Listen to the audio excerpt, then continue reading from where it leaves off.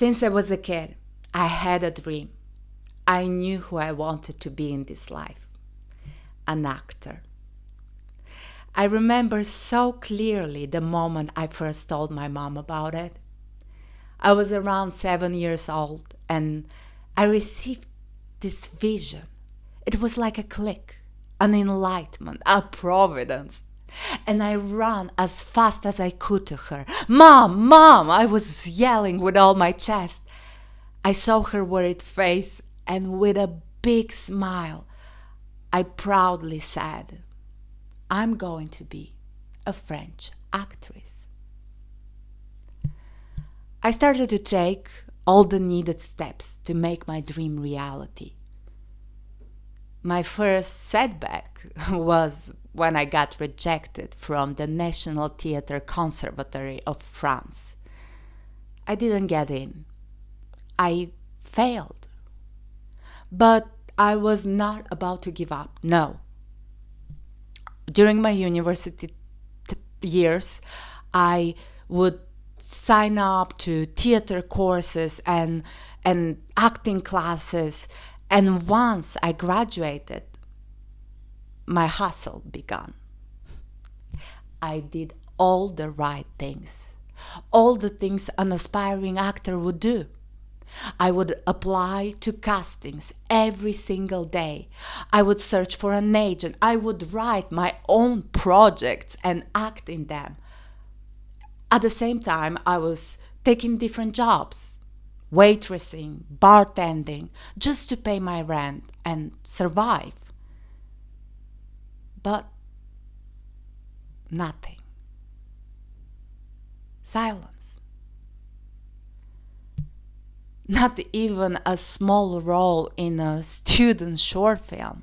Maybe I wasn't talented enough. Maybe it was just not my path. But it felt like it was time for me to give up. Plus, after 3 years of mental and physical exhaustion, effed up schedules, and 8 years of untreated bipolar disorder, I hit another severe depressive episode. I took some time to recuperate, and once I was more or less stable, a question arose. What do I do with this dream? I was ready to let it go. I didn't want to hold on to it anymore. But I felt like I was doing something wrong. Keep trying. You can do it. Never give up. Never surrender. Society was screaming those words to me from posters and phones and TV screens. I was okay with giving up. But it felt like I had to justify my choice to others. Like I could not use the word give up. So I would say redirecting. I didn't fail. I just understood that this was not the right thing for me. But I did fail. I tried to make my dream reality, and I failed.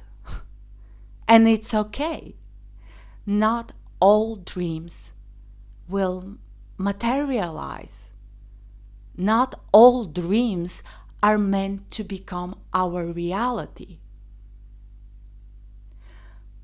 But it felt like I have to prove to everyone around me that I did every possible thing, that I tried every possible thing before giving up, that there was nothing more left to try. Well, probably there was. I don't know. Does it matter? I was miserable, and I did not want to live a miserable life in hope that one day I might be happy. If you find yourself trying too hard to stay on a path, maybe it's time to give up. It's not always about sticking with a plan, but at that moment, it felt like if this plan failed, I need quickly to find another. If I'm letting go of this dream, I need to find another. So I started to search for a new dream.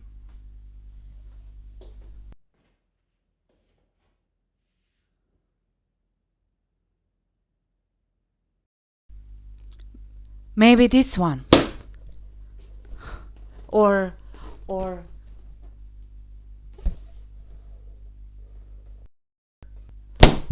this one?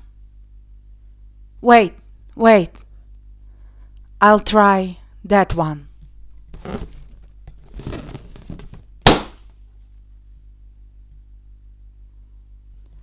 It was overwhelming. The more I searched, the more lost I felt. I didn't have dreams.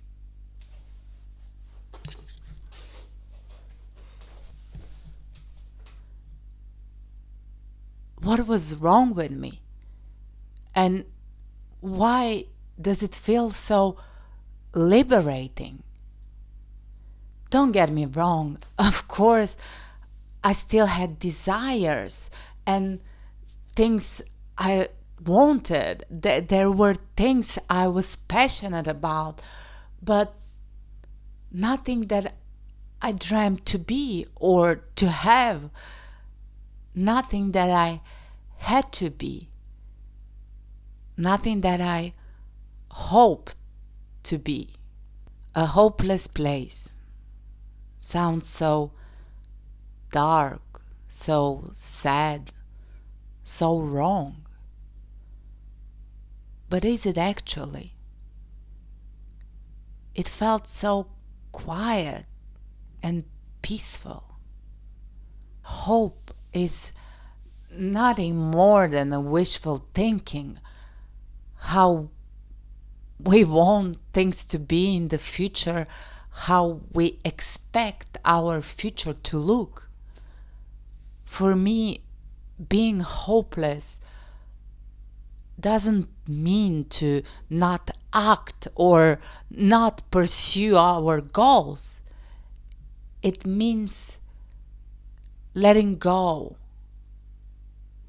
of all attachment to the outcome, doing what we like, trying with no expectations. Hope is still a frequent guest in my life.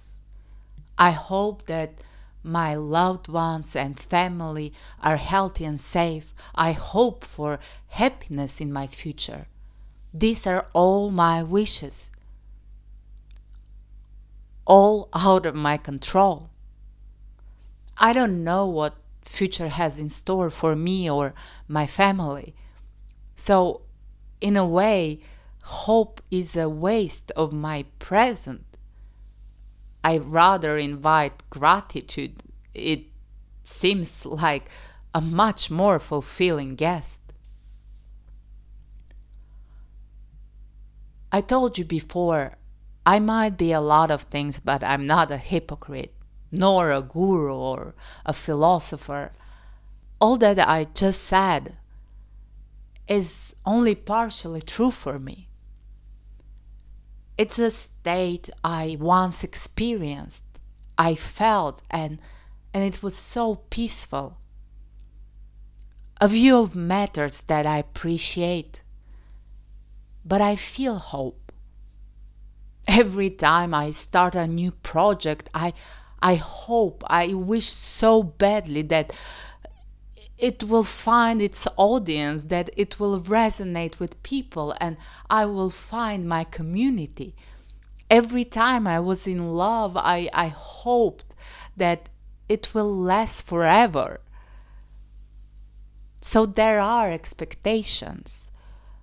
An outcome I favor, I view as the most desirable. But when we care about something, about someone, how can we not hope? Love and hope seem to be so intertwined. So as long as we care, it will be so hard to give up, to kill hope. But it doesn't mean we shouldn't. Sometimes it is necessary. Sometimes care becomes the destructive parasite. The love, the hope sometimes become the poison, the reason of our misery. Sometimes giving up is our only chance to regain happiness.